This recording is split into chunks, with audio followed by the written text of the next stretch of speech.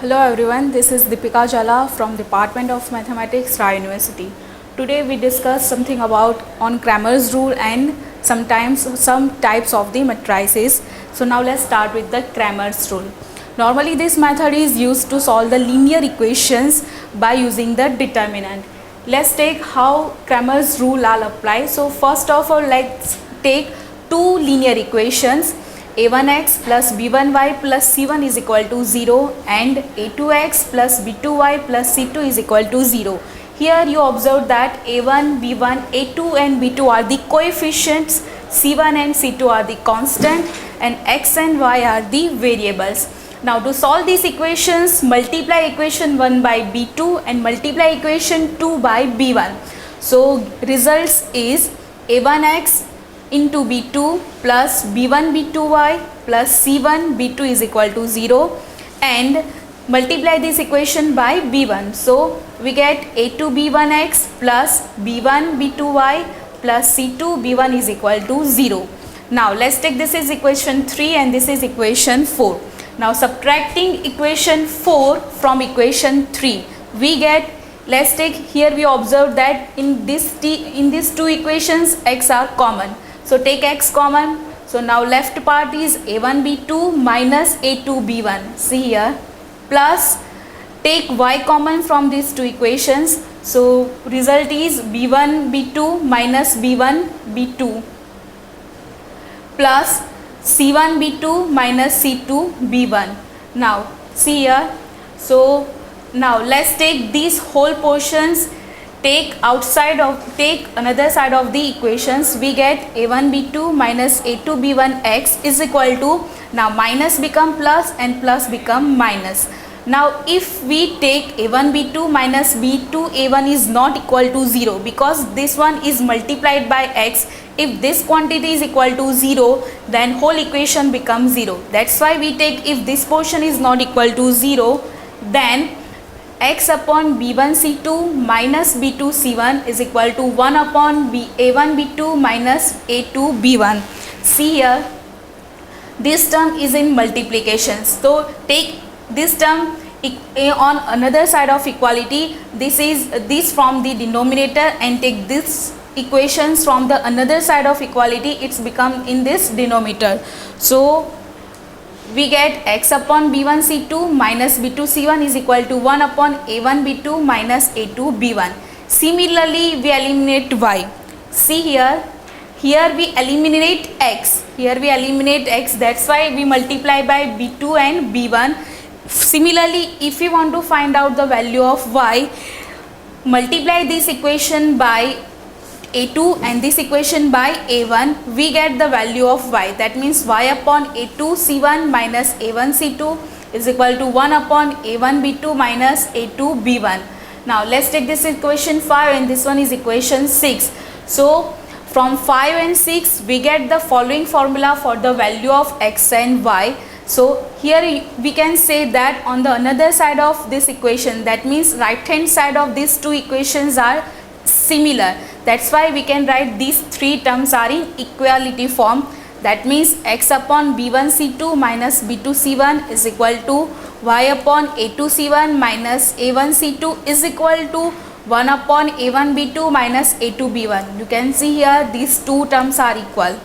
So now this one is nothing but the multiplications of determinant 2 by 2. That means this can be write in this form, a b1 b2 and second column is c1 and c2. If you multiply these two elements, you get the same result. That means b1 c2 minus c1 b2. You can see here is equal to, same way write down these two terms in the determinant form. You can write c1 c2 a1 a2. c1 a2 you can see here and c2 a1 you can see here is equal to 1 upon a1 a2 b1 b2. If these two terms are multiplied, you got this result. So this one is known as the Cramer's method or Cramer's rule to solve the simultaneous linear equations. Now let's take something about the matrices or matrix. Matrix is nothing but an arrangement of an elements. You can see here this one is the first element. That means the element is in first row and first column. That's why it is right as A11. Here 1 denote the row and this one is denote the column. So this one is row, first row, this one is second row, third row, up to so on. This one is the mth row. Similarly, this one is the first column, this one is the second column, this one is the third column, up to this one is the nth column. So this element is represent the third row and second column, A32. That means first element or first number is always represent the row and the second element is always represent the column. So this one is the general form of an matrix. Now a matrix of m rows and n columns is called a matrix with dimension m by n. Always we write a dimension of matrix is m by n, where first letter denote the rows and second letter denote the column. Here you can see there are 2 rows, first and second row, and there are 3 columns. So dimension of this matrix is 2 by 3. That means 2 rows and 3 columns. Now see here, there are 3 rows and 3 columns. That's why the dimension of this matrix is 3 by 3. Here you can see that there are only 2 rows and 1 column. That's why the dimension of this matrix is 2 by 1. That means 2 row and 1 column. And here you can see that there is only 1 row and 2 columns. That's why the dimension of this matrix is 1 by 2. 1 column, 1 row and 2 columns. Now there are some special kind of matrices. Let's take one by one. First one is the row matrix. A matrix which has only 1 row and n columns is called a row matrix. Here you can see that there is only 1 row. 1, 1, 1. Clear? First letter denote the row and second letter denote the column. So this one is only 1 row and n columns. First column, second column, up to nth column. Clear? So this one is known as the row matrix. Now this matrix has only 1 row and n columns. N is anything. That means you can take 2 columns, you can take 3 columns, up to so on. Now second type is column matrix. So a matrix which has only 1 column and m rows is called the column matrix. You can see here, this is only 1 columns and first row, second row, up to mth row. Clear? So m by n matrix of type this one is called a column matrix. Now in column matrix there has m rows and only 1 column. Now third one is the square matrix. Clear? Square matrix, you can see that this is like as a determinant. That means number of rows is equal to number of column. That means a matrix of order m by m. Here you can see that number of rows is equal to number of column is called a square matrix. In a square matrix, the number of rows equal to the number of columns. For example, here you can see that there are 2 rows. That means 1 and 2, 3 and 4. There are 2 rows and 2 columns. 1, 3 and 2, 4. That's why the dimension of this matrix is 2 by 2. That means this one is a square matrix. And another example here is, let's take there are 3 rows, first, second and third. So 3 rows and 3 columns, first, second and third. So dimension of this matrix is 3 by 3. This one is again an example of square matrix. In short, square matrix has equal rows and equal columns.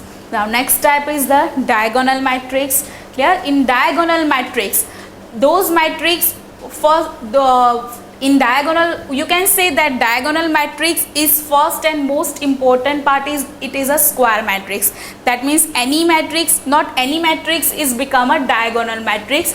A square matrix, that means for most important thing is those matrix are the square. That means number of rows is equal to number of columns. So a square matrix in which each element except the diagonal elements is 0 is called a diagonal matrix. Here you can say that this one is a diagonal. So diagonal elements are any digit and except the elements of the diagonal become 0. That means is 0 is called a diagonal matrix. So this one is the example of diagonal matrix. Now next one is the identity matrix. This one is the most important matrix. So identity matrix is generally denoted by capital I, and this n is represent the dimension of the matrix. Clear? So a square matrix, again identity matrix is a square because number of rows is equal to number of column. So a square matrix in which all the elements in the principal diagonal are equal to unity. Unity, that means the one. You can see here, this one is the principal diagonal. So principal diagonal के elements 1 होने चाहिए and all other elements are 0 is called a unit matrix or an identity matrix. So this one is the example of identity matrix. This one is here this matrix is denoted by I2, where 2 is the dimension of this matrix. That means number of rows and number of columns are 2. And this one is the identity matrix of dimension 3. That means 3 rows and 3 columns. You can see here the principal diagonal elements are unity and the others elements are 0. So this one is the identity matrix. Now next one is the scalar matrix. So any diagonal matrix. Now diagonal is nothing but all the principal diagonal elements are any digit except the 0 and other elements are 0. So a diagonal matrix in which all the elements in the principal diagonal equal to a scalar k. That means principal diagonal elements are equal, any digit but all these 3 digits are same is called a scalar matrix. For example, A is equal to, let's take this one. You can say that here the principal diagonal elements is any scalar. Here scalar is 3 and the other elements are 0. If I take 3 common, then it's become a identity matrix. Yeah, so this one is scalar matrix. Now next one is a null matrix. You can say that null matrix or empty matrix. Clear? So any matrix whose all elements are 0 is known as the null matrix or empty matrix. So a matrix having all its elements at 0 is called a 0 or a null matrix. Null matrix can be square or rectangle. That means it's not necessary. That means this one is a square. It is a rectangle. That means number of rows is not equal to number of columns. It's not compulsory in null matrix. It is usually denoted by, this one is 0 m by n, where m is the number of rows and n is the number of column, or just 0. For example, 0 1 by 3. That means first 1 row and 3 columns. So you can see that this is only 1 row and 3 columns. So this one is an example of null matrix. Now next is a transpose of a matrix. Transpose is nothing but the row becomes column and column becomes row. Clear? So the matrix obtained from any given matrix A by changing its row into corresponding columns is called the transpose of A, and it is denoted by A dash or A raised to T, where T stands for the transpose. For example, A is equal to 1 2 3. You can see here the dimension of this matrix is 1 by 3. That means 1 row and 3 columns. So transpose of this matrix denoted by A raised to T is equal to, now dimensions are changed. Here the dimension of this matrix is 1 by 3, whereas when we take the transpose of this matrix, then the dimensions become 3 by 1. That means 3 rows and 1 column. So here there are 3 rows and 1 column. In short, transpose of a matrix is nothing but the changing row into its corresponding columns. Now next one is a symmetric matrix. Clear? So the most and firstmost thing of the symmetric matrix is it is a square matrix. That means number of rows is equal to number of columns.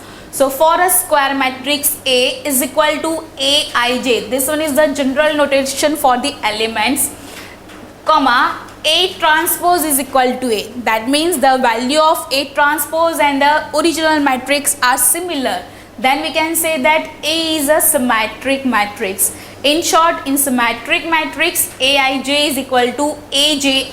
That means row becomes column and column becomes row for each pair I comma j. For example, here you can say that this one is a symmetric matrix of order 2 by 2. That means 2 rows and 2 column.